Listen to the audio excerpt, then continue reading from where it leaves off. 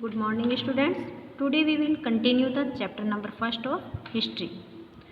Today's our topic is new social and political groups. Social means होता है सामाजिक and political means होता है राजनीतिक. Means medieval इंडिया में कौन कौन से नए सामाजिक और राजनीतिक ग्रुप्स बने. The study of the 1000 years between 700 and 1750 is a huge challenge to historians largely because of the scale and variety of the development that occurred over the period. देखिए मेडिवल पीरियड जो है 700 से 1750 के बीच का जो ये 1000 year है, इसकी स्टडी में हिस्ट्रियन को बहुत सारे चैलेंजेस मिलते हैं. क्यों? क्योंकि ये वही टाइम पीरियड है जहाँ पे सबसे ज़्यादा चेंजेस आए. Scale and variety of developments means पैमाने और वैरायटी, खूब सारे डेवलपमेंट अलग अलग वैरायटी और अलग अलग पैमाने से इसी टाइम पीरियड में हुए. At different moment in the period new technology made their appearance. अलग अलग टाइम में डिफरेंट मोमेंट्स, अलग अलग जो पीरियड में, इस पीरियड में अलग अलग टाइप की टेक्नोलॉजी अपीयर हुई. Like the Persian wheel in irrigation, the spinning wheel in weaving and fire arms in कॉम्बाट.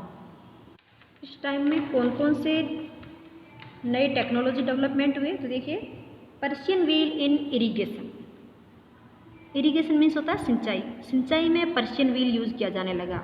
Means जो पारस में यूज़ किया जाता था वो व्हील अब इंडिया में यूज़ किया जाने लगा. किसके लिए? सिंचाई के लिए. The spinning wheel in weaving. Weaving means होता है बुनाई. बुनाई से पहले कपड़े की उसके धागे की कताई की जाती है. तो कताई में स्पिनिंग व्हील मीन्स कताई के लिए व्हील पहिया यूज़ किया जाने लगा. Spinning wheel in weaving and fire arms in कॉम्बाट. Fire arms का मतलब होता है बारूद और कॉम्बाट मीन्स युद्ध. मीन्स यहाँ जो युद्ध लड़े जाते थे अब उनमें पहली बार फायर आर्म्स मीन्स बारूद का प्रयोग किया जाने लगा. मीन्स तोपों और बारूदों का प्रयोग भी इसी टाइम में हुआ सबसे पहले. New food and beverage arrived in the sub continent. नए नए खाने और बेवरेज मीन्स पेय पदार्थ, पीने वाली चीज़ें जैसे शरबत वगैरह होती हैं, वो नए नए टाइप की इस सब कॉन्टिनेंट में उस टाइम आई. कौन से? मेडिवल इंडिया में. Potatoes, corn, chillies, T and coffee. Remember that all these innovations, new technology and crops came along with people who brought other ideas with them as well. देखिए पहली बार इस सब continent में potatoes means आलू, corn means corn, मक्का, chillies means मिर्ची, T, coffee, चाय, coffee, ये सारी चीज़ें पहली बार इंडिया में आई. एंड ध्यान रखना ये सारी इनोवेशंस का मतलब होता है नई नई खोज या नई नई चीज़ें. किसके साथ आई? New technology and crops come along with people who brought other idea with them as well. ये उन लोगों के साथ आई जो अपने आइडियाज़ अदर एरियाज से लेके आए थे. देखिए मेडिवल पीरियड वो पीरियड था जहाँ पे सेंट्रल एशिया में ईरान और अफ़गानिस्तान और अरेबियन कंट्री से लोगों ने यहाँ पे जो वहाँ के रूलर्स थे उन्होंने इंडिया पे अटैक किया. और इंडिया से इस एरिया में सेंट्रल एरिया से जब लोग ये ले आए तो अपने साथ नई नई टेक्नोलॉजीज़ के आइडियाज़ लेके आए. और इस टाइम में इंडिया में नई नई टेक्नोलॉजी, नए फूड और नए बेवरेज मीन्स नए नए पेय पदार्थ आए. As a result, this was a period of economic, political and social and cultural changes. You will learn about some of these changes in chapter 5, 6 and 7. इसलिए ये जो टाइम पीरियड मीन्स मेडिवल जो time period माना जाता है, इसमें economic means आर्थिक, political means राजनीतिक, सोशल मीन्स सामाजिक और कल्चरल मीन्स सांस्कृतिक. मीन्स आर्थिक, राजनीतिक, सामाजिक और सांस्कृतिक परिवर्तन इस टाइम में सबसे ज़्यादा है, जिनके बारे में हम डिटेल से आगे के चैप्टर में पढ़ेंगे. This was also a period of great mobility. Groups of people traveled long distance in search of opportunity. ये वह टाइम पीरियड था जहाँ सबसे ज़्यादा मोबिलिटी हुई. मोबिलिटी का मतलब होता है एक स्थान से दूसरे स्थान जाना. लोग एक स्थान से दूसरे स्थान गए. ग्रुप ऑफ पीपल ट्रेवल्ड, लोगों के झुंड, ग्रुप ने ट्रेवल किया. In search of opportunity. Opportunity means अवसर, नए नए अवसरों के लिए, नए नए अवसरों की तलाश में लोगों ने एक जगह से दूसरी जगह ट्रेवल किया. The subcontinent held immense wealth and the possibility for people to carve a fortune. Means इस सब कॉन्टिनेंट में लोगों ने अपने भाग्य आजमाने की पॉसिबिलिटीज़ दिखी। मीन्स अपने भाग्य आजमाने के लिए लोग, अपॉर्चुनिटी के लिए लोग इस कॉन्टिनेंट में आए। One group of people who become important in this period were the Rajput. इस टाइम में एक ग्रुप सबसे ज़्यादा इम्पोर्टेंट हुआ, वो कौन थे? Rajput. A name derived from राजपुत्र the son of a ruler. Rajput name कहाँ से आया? ये नाम राजपुत्र, राजपूत का मतलब होता है राजपुत्र। The son of a ruler means राजा का पुत्र। राजपूत मीन्स जो राजपूत कास्ट थी वो इस टाइम में सबसे ज़्यादा इम्पोर्टेंट कास्ट बनी। Between the 8th and 14th centuries, the term was applied more generally of a group of warriors who claimed Kshatriya caste status. देखिए पहले राजपूत मीन्स होता था राजा का बेटा, बट 8th से लेके 14th सेंचुरी के बीच में ये जो राजपूत वर्ड किसके लिए यूज़ किया जाने लगा? Warriors, group of warriors means जो योद्धा होते थे, चाहे वो राजा के पुत्र नहीं हो लेकिन जो योद्धा होते थे उन्होंने भी ये वर्ड यूज़ करना शुरू किया। Who claimed Kshatriya caste status, जो अपने आप को क्षत्रिय मानते थे। क्षत्रिय, देखो क्षत्रिय का धर्म होता है राज करना और लोगों की रक्षा करना, तो वे योद्धाओं का ग्रुप जो अपने आप को क्षत्रिय मानते थे उन्होंने भी अपने आप को क्या कहना स्टार्ट कर दिया? Rajput. The term included not just rulers and chieftains but also soldiers and commanders who served in the armies of different monarchs all over the subcontinent। देखिए राजपूत जो वर्ड है वो राजपूत टर्म है, उसमें सिर्फ रूलर्स और चिफ्टेंस का मतलब होता है सामंत। रूलर्स और मीन्स शासक और सामंत ही इंक्लूड नहीं थे। जो सोल्जर्स थे, सोल्जर्स सैनिक और कमांडर जो थे, जो आर्मी में सेवा करते थे या फिर आर्मी में जो सोल्जर्स और कमांडर होते थे, जो मोनार्क के पूरे सब कॉन्टिनेंट में, उन सब लोगों ने अपने आप को क्या कहना स्टार्ट कर दिया? Rajput. A chivalric code of conduct, extreme valor and a great sense of loyalty were the quality attributed of Rajputs by their poets and bards। एक पराक्रम,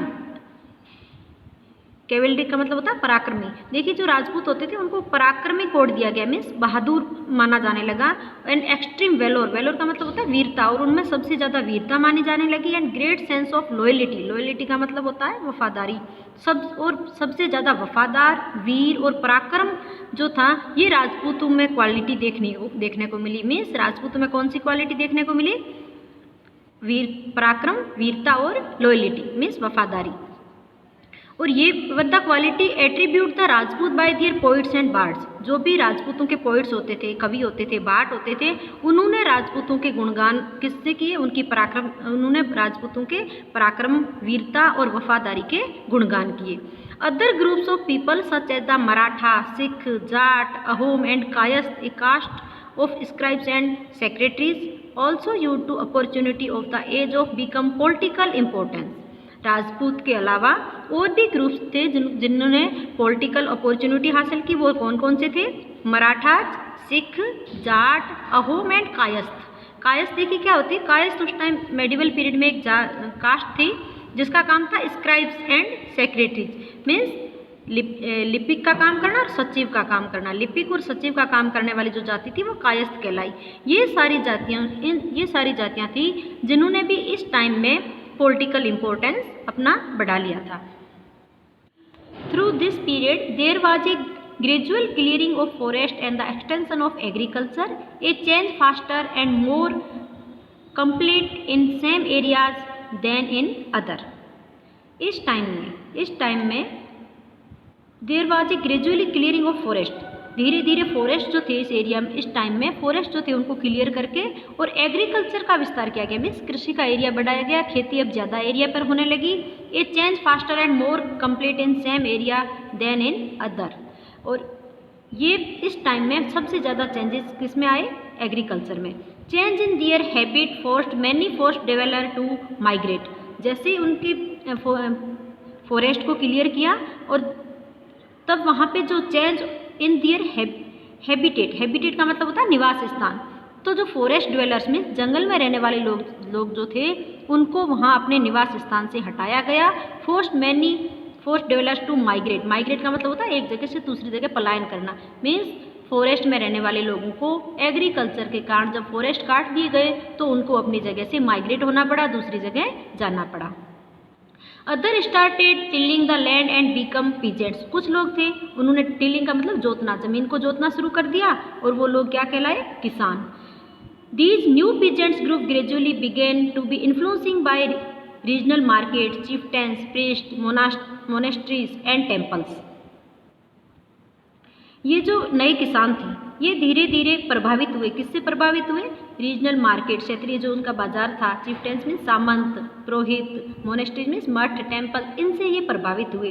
दे become part of large complex society and were required to pay taxes and offer goods and service to local lords. अब धीरे धीरे जो किसान पहले forest dwellers थे, जंगलों में रहते थे, जैसे वो किसान बने तो उनके ऊपर सामंती व्यवस्था में राजाओं का राज हो गया, तो अब वो सोसाइटी का पार्ट बन गए थे। सोसाइटी का पार्ट बनने के कारण उनको टैक्स देने के लिए फोर्स किया गया, उनको अब टैक्स देना पड़ता था अपने राजा को। As a result significant economy and social difference emerge among peasants. Some possess more productive land, other also kept cattle and some combined artisanal work with agriculture activity during the land session. अब देखिए जैसे ही किसानों को force किया गया tax देने के लिए, तो एज ए रिजल्ट उनको नए नए सोर्स ढूंढने पड़े किसके लिए, इकोनॉमी के लिए। सम पोजेज मोर प्रोडक्टिव लैंड, कुछ कईयों को ज़्यादा लैंड की ज़रूरत हुई क्योंकि उनको अब टैक्स भी देना था। कई लोगों ने अपने एग्रीकल्चर के साथ साथ नई नई चीज़ें साथ में, जैसे पशु पालना शुरू कर दिया या अदर वर्क को उसके साथ में शुरू कर दिया। As society become more differentiated, people were groups into the jatis और sub caste and ranked on the basis of their backgrounds and their occupations. जैसे जैसे इस सोसाइटी बिकम मोर डिफरेंट है, जैसे सोसाइटी में ज़्यादा डिफरेंस आए, people were group into the जाति और सब कास्ट, लोगों को अब ग्रुप में बांट दिया, जाति में बांट दिया, और जाति के आगे उसकी उपजातियाँ मीन्स सब कास्ट में भी बांट दिया। और जाति की रैंक किस पे डिसाइड कर दी, basis of their background and their occupations, means उनका बैकग्राउंड कैसा है और उनका ऑक्यूपेशंस कैसा है, इसके अकॉर्डिंग जाति की रैंक डिसाइड कर दी। जैसे किसी का काम हाई लेवल का होता था तो उसको उस जाति की रैंक हाई लेवल, जैसे ब्राह्मण होते थे पढ़ने या पढ़ाने का काम करते थे तो इनको रैंक हाई दे दी गई, और जो जिनका ऑक्यूपेशन लो लेवल का था उन जाति की रैंक भी क्या बना दी गई, लो लेवल की। Ranks were not fixed permanently and varied according to the power, influence and resources controlled by member of the jati. The status of the same jati could vary from area to area. देखिए जो rank होती थी वो पूरे भारत में एक समान नहीं होती थी, एरिया के अकॉर्डिंग होती थी। जिस एरिया में कोई जाति ज़्यादा प्रभावित होती थी उस एरिया में उस जाति की रैंक अच्छी होती थी, वही जाति दूसरी एरिया में लोअर जाति मानी जाती थी। क्यों? क्योंकि उस एरिया में उनका प्रभाव कम होता था। And the status of the same jati could vary from area to area. इस कारण एक ही जाति का अलग अलग एरिया में अलग अलग स्टेटस होता था। Jatis frame their own rules and regulation to manage the conduct of their members. अब देखिए जैसे जातियाँ बनी तो हर जाति ने अपने अपने रूल और रेगुलेशन फ्रेम किए, मीन्स अपनी अपनी जाति के अलग अलग रूल और रेगुलेशंस बनने लगे।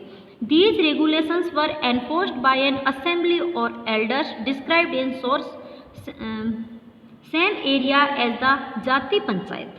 देखिए रूल और रेगुलेशन चलाने के लिए, उन रूल और रेगुलेशन को फोर्स करने के लिए कुछ एल्डर्स मीन्स बड़े लोगों की एक असेंबली बनी और वो उस एरिया की जाति पंचायत कहलाती थी। मीन्स हर जाति के अपने रूल रेगुलेशंस बने और उन रूल रेगुलेशन को फॉलो करवाने के लिए एक एल्डर्स की, बड़े लोगों की एक असेंबली बनी, सभा बनी, जिसको बोला जाता था जाति पंचायत।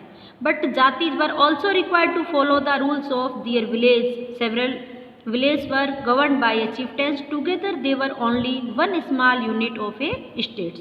देखिए जाति को अपने रूल रेगुलेशन फॉलो करने के लिए जाति पंचायत को फॉलो करना पड़ता था। इसके साथ साथ उस गांव का जो हेड होता था या फिर वो जिस भी चीफ्टेंस के अंडर में आते थे, जिस भी सामंत व राजा के अंडर में आते थे, उन सामंत और राजा के रूल रेगुलेशन भी उन लोगों को फॉलो करने पड़ते थे।